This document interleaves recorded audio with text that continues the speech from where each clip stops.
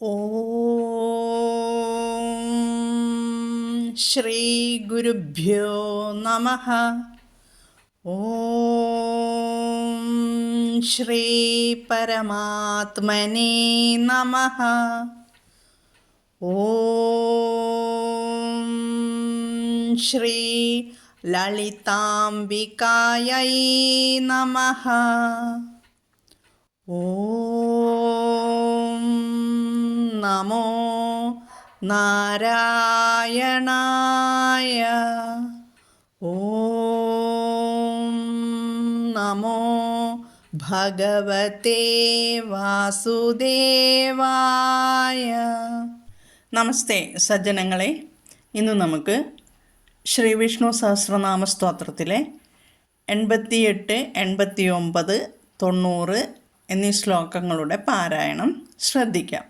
സുലഭസുവ്രതസിദ്ധശത്രുജിച്ഛത്രുതാപനഃ ന്യഗ്രധോദുംബരോഷത്ഥശ്ചാണൂരാന്ധ്രനിഷൂദനഃ. ഇതിലെ പദച്ഛേദങ്ങൾ ആദ്യം പറഞ്ഞു തന്നിട്ട് ശ്ലോക പാരായണം പഠിക്കാം കേട്ടോ. സുലഭ, ഇതിൽ എത്ര നാമങ്ങളാണ്? 9 നാമങ്ങളാണ് ഈ ശ്ലോകത്തിലുള്ളത്. സുലഭ, സുവ്രത, സിദ്ധ, ശത്രുജിത്ത്, ശത്രുതാപന, ന്യഗ്രോധ, ഉദുംബര, അശ്വത്ഥ, ചാണൂരാന്ധ്ര നിഷൂദന. ഇവിടെ ചാണൂര, ആന്ധ്ര, നിഷൂദന, അങ്ങനെ 3 വാക്കുകൾ എന്നിട്ട് ഒന്നിച്ചുള്ള ഒരു നാമമാണ് ചാണൂരാന്ധ്ര നിഷൂദന. നല്ല വിഷമമുണ്ട് ഈ ശ്ലോകം ചൊല്ലാനായിട്ട്, ശ്രദ്ധിച്ച് പഠിക്കണം കേട്ടോ. സുലഭ സുവ്രത, അവിടെ സ വരും. സുവ്രത സിദ്ധ, അവിടെയും സ വരും. വിസർഗം കഴിഞ്ഞിട്ട് സാ വന്നതുകൊണ്ട്. അടുത്തത് സിദ്ധ കഴിഞ്ഞിട്ട് ശത്രുജിത്താണ്. അപ്പോൾ അവിടെ ഷായാണ് വന്നിരിക്കുന്നത്. അപ്പോൾ അവിടെ ഷ ആണ് വരേണ്ടത്. സിദ്ധശ് എന്ന് പറയണം. സിദ്ധശ്. ശത്രുജിത് ശത്രുതാപന. ശത്രുജിത്ത് എന്ന് പറഞ്ഞത് ഉള്ള നാമവും പിന്നെ ശത്രുതാപന. അപ്പോൾ ആ തേയ് ഇത് ഒരിക്കലും ഞാൻ 27ാമത്തെ ശ്ലോകത്തിൽ ഈ സന്ധി വിശദീകരിച്ച് തന്നിട്ടുള്ളതാണ്. ശത്രുജിത്ത് ശത്രുതാപന. അപ്പോൾ അവിടുത്തെ ത് ആദ്യം തന്നെ ഇത് രണ്ടും കൂട്ടിച്ചേരുമ്പോൾ, ഈ 2 നാമങ്ങളും കൂട്ടിച്ചേരുമ്പോൾ ത് എന്നുള്ളത് ച ആദ്യത്തെ ഖരം ചായാവും. അതായത് ചന്ദനം എന്ന് പറയുന്ന ആ ചായാവും. പിന്നെ തേന് ശേഷം ഷാ വരുന്നുണ്ട്, ശത്രുതാപന. ആ ഷാ അതിഖരമാവും. അങ്ങനെയാണ് അവിടെ 2 ചാകൾ വരുന്നത് കേട്ടോ. അങ്ങനെയാണ് അവിടുത്തെ സംസ്കൃത നിയമം. അപ്പോൾ ഇതിപ്പോൾ ശ്രദ്ധിക്കുക. ഇനി അടുത്തത് ന്യഗ്രത അല്ലേ, ഉദുംബരഹ, അത് ഓകാരം വരുന്നു. ന്യഗ്രധോദുംബരഹ, ന്യഗ്രോധോദുംബരഹ, ന്യഗ്രോധോദുംബരഹ. അത് കഴിഞ്ഞിട്ട് അശ്വത്ഥ, അവിടെ ഓങ്കാരം വരുന്നു. അശ്വത്ഥയില ആക്കി പ്രശ്ലേഷ ചിഹ്നം വരുന്നു. പിന്നെ അശ്വത്ഥ കഴിഞ്ഞിട്ട് എന്ത് വേണം? ഷ വേണം. ചാ വന്നതുകൊണ്ട് ചാണൂരാന്ധ്ര നിഷൂദന. അപ്പോൾ അവിടെ ഷ വന്നത്, ഷ കൂട്ടിച്ചേർക്കുക. ഇതാണ് ഇവിടുത്തെ നിയമങ്ങൾ. ഇത്തിരി പ്രയാസമുള്ളതാണ്, ശ്രദ്ധിച്ച് പഠിക്കണം. സുലഭസുവ്രതസ് സിദ്ധശത്രുജിച്ഛത്രുതാപന. സുലഭസുവ്രതസിദ്ധശത്രുജിച്ഛത്രുതാപന. ന്യഗ്രോധോദുംബരോഷത്ഥശ്ചാണൂരാന്ധ്രനിഷൂദന. ഇവിടെ നകാരം നകാരത്തിന് ശേഷം യകാരം വരുന്നത് കൊണ്ട് ഇവിടെ ന്യായ് എന്നാണ് പറയുന്നത്. ഇതും പറഞ്ഞു തന്നിട്ടുണ്ട്. ഇവിടെ വർച്യമായിട്ടുള്ള നായാണ്. ആദ്യാക്ഷരമാണ് നായെങ്കിലും ഇവിടെ വർച്യമായിട്ടാണ് നമ്മൾ ഉച്ചരിക്കുക, യകാരം കൂടെ വരുന്നതുകൊണ്ട്. ന്യഗ്രോധോദുംബരോഷത്ഥശ്ചാണൂരാന്ധ്രനിഷൂദന. ഇവിടെ ന്യഗ്രോധോ ഘോഷം. അത് കഴിഞ്ഞിട്ട് ഉദുംബര എന്നുള്ളതിന് അവിടുത്തെ ഇതിൽ കൂടെ യോജിച്ച് പോണു. ഉദുംബരോ. അത് കഴിഞ്ഞിട്ട് പ്രശ്ലേഷ ചിഹ്നം അശ്വത്ഥ എന്നുള്ളത് വന്നിട്ട് ഷ് കൂട്ടിച്ചേർത്തിട്ട് ചാണൂരാന്ധ്ര. ധ്ര വരുമ്പോൾ ഒന്ന് ഘോഷം പറയണം. നിഷൂദന. ഇത്തിരി പ്രയാസമുണ്ട്, പ്രാക്ടീസ് നല്ലവണ്ണം ചൊല്ലി ചൊല്ലി പഠിക്കാം. ന്യഗ്രോധോദുംബരോശ്വത്ഥശ്ചാണൂരാന്ധ്രനിഷൂദനഃ സുലഭസുവ്രതസിദ്ധശത്രുജിച്ഛത്രുതാപനഃ ന്യഗ്രോധോദുംബരോശ്വത്ഥശ്ചാണൂരാന്ധ്രനിഷൂദനഃ. ഇതിൽ അർത്ഥത്തിലേക്ക് പോകാം. ആദ്യത്തെ നാമം സുലഭ. സുലഭ എന്ന് പറഞ്ഞാൽ ഭക്തിയോടുകൂടി സമർപ്പിക്കപ്പെടുന്ന പത്രം, പുഷ്പം, ഫലം, ജലം മുതലായവ കൊണ്ട് സന്തോഷിക്കുന്നതിനാൽ ഭക്തന്മാർക്ക് സുലഭൻ. ഇതാണ്, അതായത് ഭഗവാനെ എളുപ്പത്തിൽ ലഭ്യമാകുന്നു ഇവയെല്ലാം സമർപ്പിച്ചാൽ. അതാണ് ഈ സുലഭ എന്നുള്ളതിൻ്റെ അർത്ഥം. ഇവിടെ മഹാഭാരതത്തിൽ ഒരു ചോദ്യമുണ്ട്. എന്താണെന്നോ? ആ ശ്ലോകം ഞാൻ പാരായണം ചെയ്തു തരാം. പത്രേഷു പുഷ്പേഷു ഫലേഷു തോയേ ഷൊക്രീത ലഭ്യേഷു സദൈവ സത്സു ഭക്തൈകലഭ്യേ പുരുഷേ പുരാണേ മുക്തൗ കഥം ന ക്രിയത്തെ പ്രയത്നഃ. എന്താണ് ഇതിൻ്റെ അർത്ഥം? പത്രങ്ങൾ, പുഷ്പങ്ങൾ, ഫലങ്ങൾ, ജലം ഇവ എന്നും എവിടെയും വില കൊടുക്കാതെ കിട്ടുന്നതിനാലും ഭക്തി ഒന്നുകൊണ്ട് മാത്രം പരമാത്മാവ് സുലഭനാക്കയാലും മനുഷ്യർ എന്താണ് മോക്ഷത്തിന് ഉത്സാഹിക്കാത്തത് എന്നാണ് ചോദിക്കുന്നത്. മനസ്സിലായില്ലേ? അത് മാത്രം ഭഗവാന് കൊടുത്താൽ മതി. വേറെ വലിയ സ്വർണ്ണോ അങ്ങനെ വലിയ വലിയ ധനങ്ങളൊന്നും കൊടുക്കേണ്ട ആവശ്യമില്ല. ഈ നമുക്ക് സുലഭമായി കിട്ടുന്ന ഈ പുഷ്പങ്ങൾ കൊണ്ട്, അല്ലെങ്കിൽ തുളസി കൊണ്ട്, അല്ലെങ്കിൽ ഫലങ്ങൾ കൊണ്ട്, അല്ലെങ്കിൽ ജലം കൊണ്ട്, ഇവയൊക്കെയും കൊണ്ട് ഭഗവാന്റെ നാമങ്ങൾ ഇവ അർപ്പിച്ചും കൊണ്ട് പ്രാർത്ഥിച്ചാൽ നമ്മൾ ആഗ്രഹിക്കുന്നത് ലഭിക്കും. മോക്ഷം ലഭിക്കും, മുക്തി ലഭിക്കും. എന്നിട്ടും എന്തുകൊണ്ട് മനുഷ്യൻ ഇതിനെ ഉത്സാഹിക്കാത്തത്? ഇനി അടുത്ത നാമം സുവ്രതഃ. ശോഭനമായ വ്രതമുള്ളവൻ, സുവ്രതൻ, വ്രതത്തോടു കൂടിയവൻ കേട്ടോ. ഇനി സിദ്ധ. സിദ്ധി അന്യാധീനമല്ലാത്തതിനാൽ സിദ്ധൻ. അതായത് സ്വതസിദ്ധനാണ് ഭഗവാൻ. സ്വതസിദ്ധനാകിയാൽ മറ്റൊരുത്തനെ ആശ്രയിക്കാത്ത ഇച്ഛാപൂർത്തി ഉള്ളവനാണ്. അടുത്തത് ശത്രുജിത്ത്, ശത്രുക്കളെ ജയിക്കുന്നവൻ. ശത്രുതാപനഃ അടുത്ത നാമം, ശത്രുക്കളെ മാനസികമായി തപിപ്പിക്കുന്നവൻ. ന്യഗ്രോധഃ എല്ലാറ്റിനും ഉപരി സ്ഥിതി ചെയ്യുന്നവൻ. സംസ്കൃതത്തിൽ പേരാലിനെ ഈ ന്യഗ്രോധ എന്നാണ് പേര് പറയുന്നത്. ന്യഗ്രോധ പേരാലിന്, അതായത് സകല ഭൂതങ്ങളെയും തിരസ്കരിച്ചുകൊണ്ട് തൻ്റെ മായയാൽ അവരെ മറയ്ക്കുന്നവൻ എന്നാണ് ഇവിടെ അർത്ഥം വരുന്നത് കേട്ടോ. ഇതൊക്കെ വിശദീകരിക്കാനുണ്ട് എങ്ങനെ ഈ നാമം വന്നതെന്ന്. പക്ഷെ നമ്മുടെ പരിമിതമായ സമയത്തിനുള്ളിൽ പാരായണം മാത്രം പഠിപ്പിക്കുന്നത് കൊണ്ട് വെറുതെ മനസ്സിലാക്കി പോകാൻ മാത്രം ഞാൻ പറഞ്ഞു തരുന്നതാണ്. ഉദുംബരഹ കാരണരൂപത്തിൽ ആകാശത്തേക്കാൾ ഉയർന്നു നിൽക്കുന്നതിനാൽ ഉദുംബരൻ. ആകാശം എന്ന് പറഞ്ഞാൽ പരമാത്മാവിൽ നിന്ന് വരുന്ന പഞ്ചഭൂതങ്ങളിൽ ആദിത്യമാണ്. അതാണ് ഇവിടെ അത് ഉദുംബരഹ എന്ന് നാമം. ആകാശത്തിന് ആയവൻ എന്ന് ഒരർത്ഥം അല്ലേ. ഉദുംബരം എന്ന വാക്കിന് അന്നം എന്നും അർത്ഥമുണ്ട് കേട്ടോ. അത് എല്ലാ ജീവജാലങ്ങൾക്കും അന്നം നൽകി പോഷിപ്പിക്കുന്നത് ഭഗവാനല്ലേ. അതുകൊണ്ട് ഉദുംബരഹ എന്ന് നാമം. അടുത്ത നാമം അശ്വത്ഥ. നാളെ എന്ന സമയത്തിൽ സ്ഥിതി ചെയ്യാത്തവൻ. പരമാത്മാവ് കാലത്തിന് അധീനനല്ലായകയാൽ അദ്ദേഹത്തിന് ഇന്ന്, ഇന്നലെ, നാളെ എന്ന കാലഭേദങ്ങളില്ലെന്ന് സാരം. അഥവാ അശ്വത്ഥവൃക്ഷം എന്ന പോലെ സ്ഥിതി ചെയ്യുന്നവൻ. അതാണ് ഇവിടെ അശ്വത്ഥം എന്നുള്ള അശ്വത്ഥ എന്ന നാമം വന്നത്. ഇനി അടുത്ത നാമം, അതായത് 825 നാമം ചാണൂരാന്ധ്ര നിഷൂദനഃ.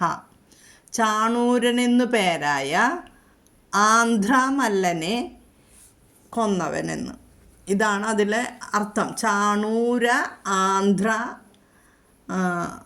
നിഷൂദന, മൂന്നും കൂടി ചേർന്നിട്ടാണ് ഈ ഒറ്റ നാമം വന്നിരിക്കുന്നത്. ചാണൂരൻ എന്ന മല്ലനെ കൊന്നവൻ എന്നുള്ള നാമമാണിത്. അത് ആന്ധ്രയിലാത്രേ ഈ മല്ലൻ ഉണ്ടായിരുന്നത്. അത് ശ്രീകൃഷ്ണാവതാര സമയത്തുള്ളതാണ്. എന്തായാലും അങ്ങനെയുള്ള നാമമാണിത്, ചാണൂരാന്ധ്ര നിഷൂദന. അപ്പോൾ ഈ ശ്ലോകം ഒന്നും കൂടി ചൊല്ലിത്തരാം. സുലഭസുവ്രതസിദ്ധശത്രുജിച്ഛത്രുതാപനഃ ന്യഗ്രോധോദുംബരോശത്ഥശ്ചാണൂരാന്ധ്രനിഷൂദനഃ. ഇനി നമുക്ക് അടുത്ത ശ്ലോകത്തിലേക്ക് പോകാം. ശ്ലോകം 89.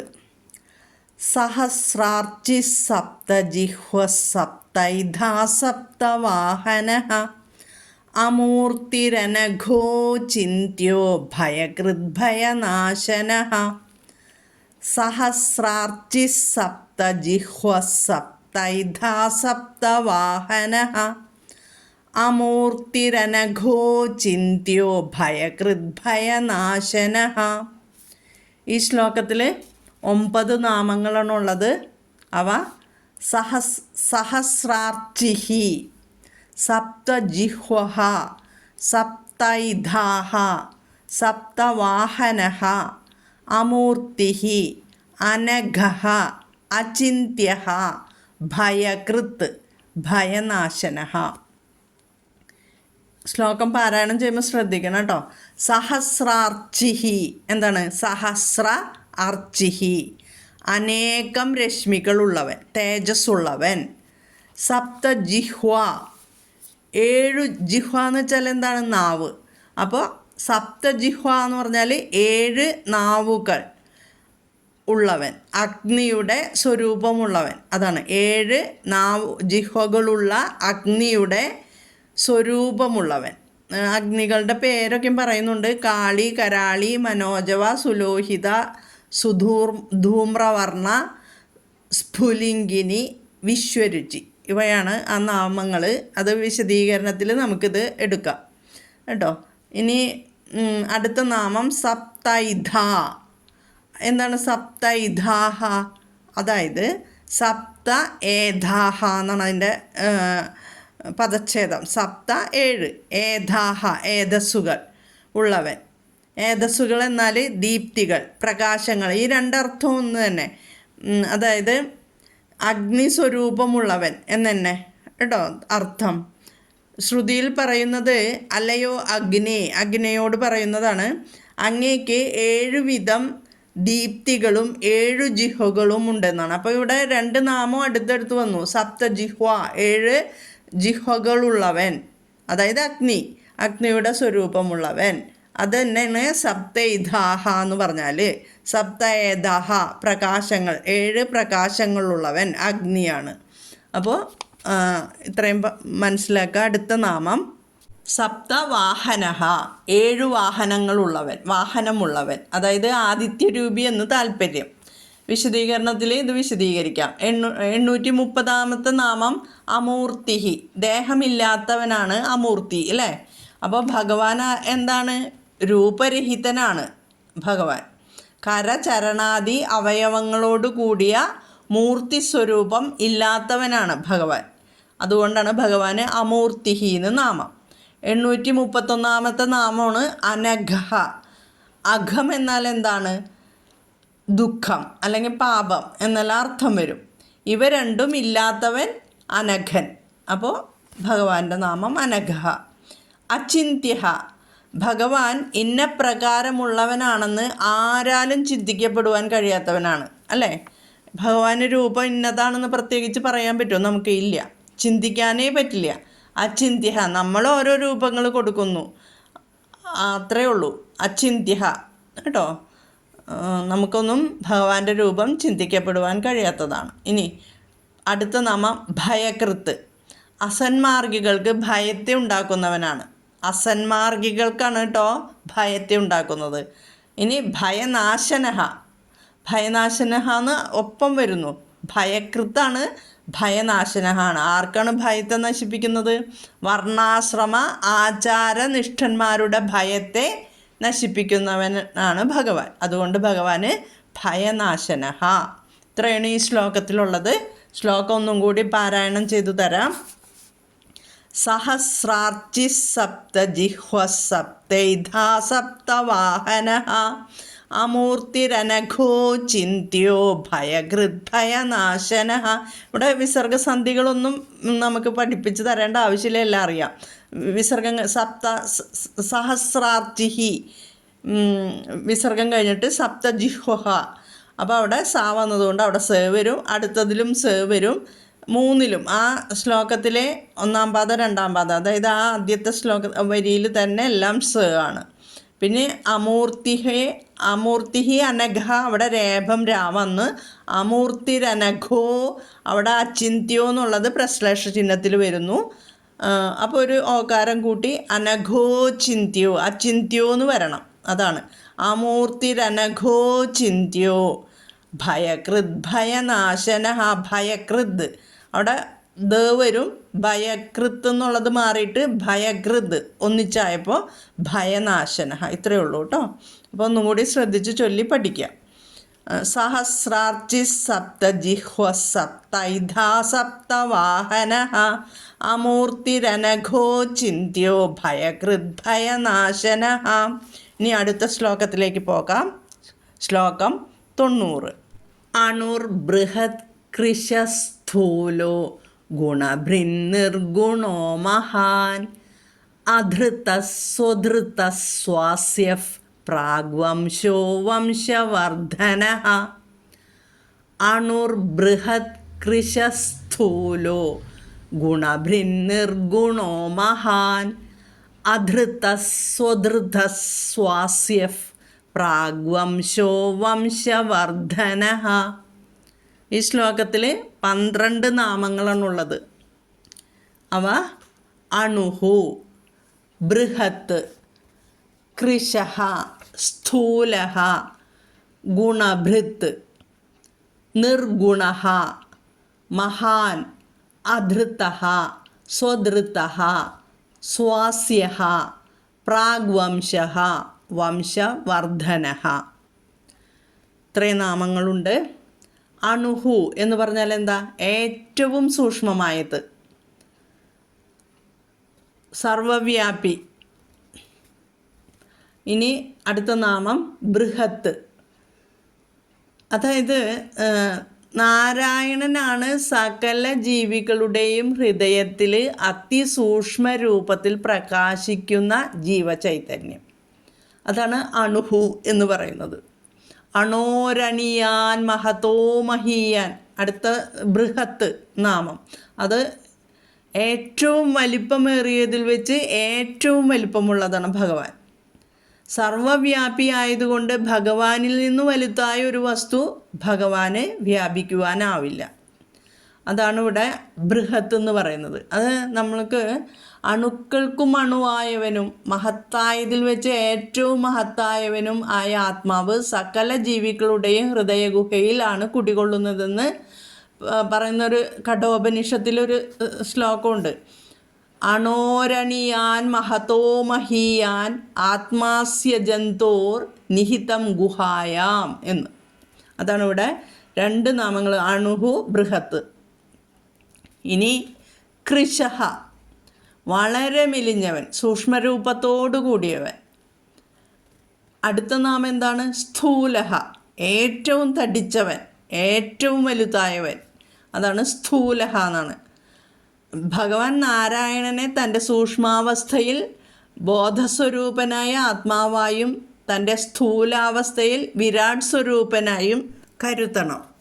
ഇനി അടുത്ത നാമം ഗുണഭൃത്ത്, തൻ്റെ ത്രിഗുണാത്മക ഭാവത്തിൽ കൂടി സൃഷ്ടി, സ്ഥിതി, സംഹാര പ്രക്രിയകൾ നടത്തുന്നവൻ. രജോ ഗുണത്തിൽ കൂടി സൃഷ്ടിയും സത്വഗുണത്തിൽ കൂടി സംരക്ഷണവും തമോ ഗുണത്തിൽ കൂടി സംഹാരവും നടത്തുന്നവൻ എന്ന് ഈ ഗുണഭൃത്ത് എന്നുള്ള നാമത്തിൽ നിന്ന് മനസ്സിലാക്കാം. ഇനി 840 നാമം നിർഗുണഃ, ഗുണരഹിതൻ.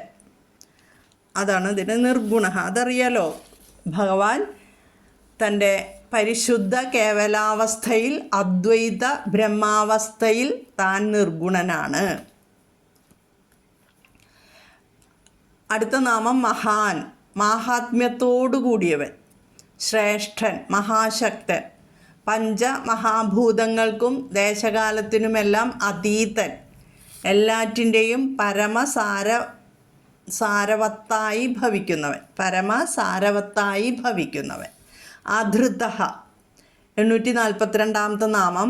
അധൃതഃ ആരാലും ധരിക്കപ്പെടാത്തവൻ, എന്നാൽ എല്ലാറ്റിനും ഏക അവലംബമായവനാണ് ഭഗവാൻ, അല്ലേ? വസ്ത്രങ്ങളിലെ പരുത്തി പോലെയും സ്വർണ്ണാഭരണങ്ങളിലെ സ്വർണം പോലെയും മൺപാത്രങ്ങളിലെ മണ്ണ് പോലെയും ആണ് ഭഗവാൻ സർവത്തിനും ആധാരമായി അവലംബമായിരിക്കുന്നത്. സമസ്ത ജഗത്തിനും ആധാരമായി നിലകൊള്ളുന്നവനാണ് ഭഗവാൻ. അടുത്ത നാമം സ്വധൃതഃ, തനിക്ക് താൻ തന്നെ ആധാരമായവൻ, അതാണ് സ്വധൃതഃ എന്ന് പറയുന്നു. ഇനി സ്വാസ്യഃ, അതി തേജോമയനായ ആസ്യത്തോടു കൂടിയവൻ. ആസ്യം എന്ന് വെച്ചാൽ മുഖത്തോടു കൂടിയവൻ. അടുത്ത നാമം പ്രാഗ്വംശഃ, ഏറ്റവും പ്രാചീനമായ പുരാതനമായ വംശപാരമ്പര്യത്തോടു കൂടിയവൻ. 846 നാമം വംശവർദ്ധനഃ, തൻ്റെ വംശത്തെ വർദ്ധിപ്പിക്കുന്നവൻ. ഭഗവാന്റെ വംശമാണല്ലോ സമസ്ത വസ്തുക്കളും പ്രപഞ്ചവും, അതുകൊണ്ട് വംശത്തെ വർദ്ധിപ്പിക്കുന്നവനായതുകൊണ്ട് വംശവർദ്ധനഃ. അങ്ങനെ 90ാമത്തെ ശ്ലോകത്തിലെ നാമങ്ങളുടെ അർത്ഥവും പറഞ്ഞു കഴിഞ്ഞു. ശ്ലോകം ഒന്ന് പാരായണം ചെയ്യാം. അണുർബൃഹത് കൃശസ്ഥൂലോ ഗുണഭൃന്നിർഗുണോ മഹാൻ അധൃതസ്വധൃതസ്വാസ്യഃ പ്രാഗ്വംശോ വംശവർദ്ധനഃ. അണുർബൃഹത് കൃശസ്ഥൂലോ ഗുണഭൃന്നിർഗുണോ മഹാൻ അധൃതസ്വധൃതസ്വാസ്യഃ പ്രാഗ്വംശോ വംശവർദ്ധനഃ. ഇവിടെ നിർഗുണോ എന്ന് ചൊല്ലണം കേട്ടോ. നിർഗുണോ അത് ഒരു നാമമാണ്. പ്രാഗ്വംശോ അതും ശ്രദ്ധിക്കണം. പ്രാഗ്വംശോ അതും ശ്രദ്ധിക്കുക കേട്ടോ. അപ്പോൾ ഇപ്പോൾ 3 ശ്ലോകങ്ങളും പാരായണം ചെയ്തു കഴിഞ്ഞു. വളരെ പ്രയാസമുണ്ട്, നന്നായി പ്രാക്ടീസ് ചെയ്യുക ശ്ലോക പാരായണം കേട്ടോ. ശ്രീരാമ രാമ രാമേതി രമേ രാമേ മനോരമേ സഹസ്രനാമ തത്തുല്യം രാമനാമവരാനനെ ശ്രീരാമനാമവരാനന ഓം നമൈതി. ഹരിഃ ഓം. ഓം ശ്രീ ഗുരുഭ്യോ നമഃ. ഹരിഃ ഓം. ഓം തത്സത്.